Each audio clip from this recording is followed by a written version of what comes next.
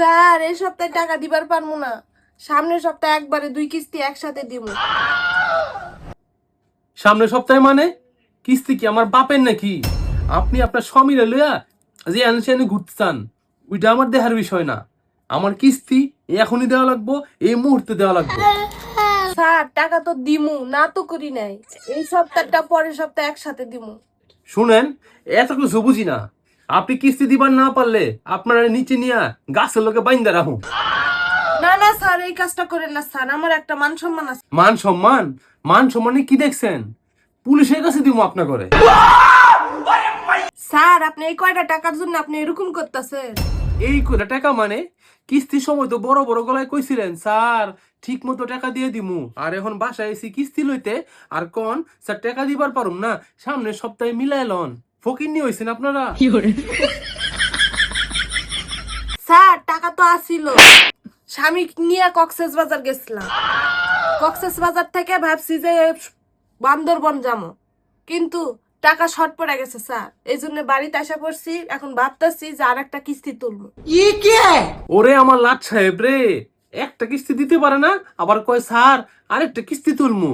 সমীরে লইয়া কক্সবাজার গেছিলাম, বান্দরবন যাইতে পারে নাই। আপনি যেহান ইচ্ছা সেহানে যান, ওইটা আমার দেখার বিষয় না। আমার এই কিস্তির টাকা আপনি দিবেন। দেখেন স্যার, আমি আমার স্বামীকে নিয়ে যেখানে ইচ্ছা ঘুরবার যাই, আপনার কি? না না না, আমার কি সমস্যা? আপনি আপনার সমীরে লইয়া কক্সবাজার যান, বান্দরবন যান, কবরস্থান যান, ওইটা আমার দেখার বিষয় না। আমার কিস্তির টাকা দিয়া এরপর যাইবেন। আপনি কি বললেন? আমার স্বামীকে নিয়ে আমি কবরস্থানে যাবো? হ, আপনি না কইলেন যাইবেন, যেহান ইচ্ছে খুশি যান। এত বড় কথা বললেন, আপনি আমার ঘরের থেকে বের হন। উল্টা পাল্টা বাহানা দিয়া আমার ঘরের থেকে বাই করার চেষ্টা করবেন না। কিস্তির টাকা না দেওয়া পর্যন্ত আমি এই ঘরের ভিতরে বয়ে থাকবো। रुको जरा सबर करो। ওই শোনেন, আপনি একটা কলামি একসাথে 2 কিস্তি একসাথে দিয়া দেবো। আপনি এত কথা বলতেছেন কিসের জন্য? চিল্লাচিল্লি করতেছি মানে? আপনি টাকা দিতে পারতেছেন না, আমি আইছি টাকা লইতে। আপনি কোন স্যার টাকা দিতে পারুম না? আর টাকা না দিতে পারলে কি আমি কি আপনার সাথে ভালো মতো ব্যবহার করুম?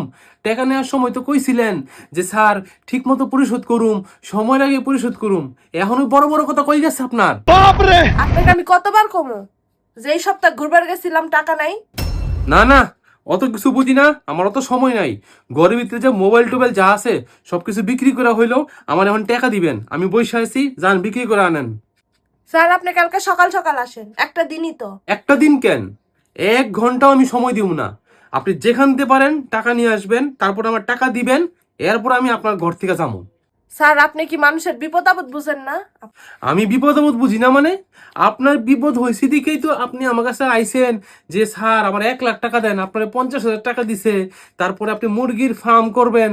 মুরগির ফার্ম না করে গেছেন ঘুরতে। আপনাকে বিপদ আপদ আমরা দেখি না? স্যার আপনি কি আমার স্বামী বাসাত নাই দেখা কি আপনি আমার সাথে খারাপ ব্যবহার করতেছেন? আপনার কাছে আমি আসছি, আমি আইসা ভালো মতো টাকা চাইছি। আমাগো সমিতির একটা নিয়ম আছে যে সদস্য যদি ঠিক মতো টাকা দিতে না পারে, তাহলে হ্যার বাসায় গিয়া হ্যার লগে এরকম ব্যবহার কইরা যেমনে হোক হ্যারে বাইন্দা কাইটা হইলেও, মোবাইল টোবাইল বেচা হইলেও টাকা আনতে হইব। এই কারণে আমি আপনারা বলতেছি, যেমনে হোক আমার টাকা দিবেন। আমি টাকা লইয়া আমি সমিতি অফিসে টাকা জমা দিতে হইব, বই আমার এন্ট্রি করতে হইব। বই এন্ট্রি না করলে আমার চাকরি যাবো গা। আপনি কি চান আমার চাকরি যাক? দাঁড়ান স্যার, আমি আমার স্বামীকে একটা ফোন দিই। দেন, আপনার স্বামীরে ফোন দেন, স্বামীরে ফোন দিয়ে টাকা আনেন, আমার টাকা দেন। হ্যালো, কই তুমি? কিস্তি স্যার আইছে, আমি তো টাকা দিবার পারতেছি না। আমার কাছে টাকা নাই, তুমি একটু ম্যানেজ করে দাও। আমি অফিসে অনেক গ্যাঞ্জামের ভিতরে আছি, রাখলাম, আল্লাহ হাফেজ। শুনেন, এত কিছু বাহানা দেখান না তো, বারবার খালি এক পেছাল পড়তেছেন। আমার টাকা দেন, আমি লই আমি জায়গা তো দেন তো। স্যার আপনি তাহলে একটা কাজ করেন, কি কাজ করবেন আপনি? আপনার তো কিস্তির টাকা লাগবেই তাই না? হ, অবশ্যই লাগবো। এখন তো 12টা বাজে স্যার, আপনি তো থাকবেন, সন্ধ্যা পর্যন্ত থাকেন। সন্ধ্যার সময় আমার স্বামী আসবে, তখন টাকা নিয়ে যান। আর এখন আমাকে একটু একটু থালা বাটি মাজা দেন স্যার। আপনি কি আমাকে ফাইজলামি করতেছেন? আপনি কি মনে করেন যে আমাদের এই সমিতির অফিসে আপনি একাই সদস্য, আর কোনো সদস্য নাই? বুঝতে পারছি স্যার, আমি তো মহিলা মানুষ, আমি তো ইনকাম করি না। আমার জামাই আসুক, তখন আপনার কিস্তিটা দিয়ে দেব।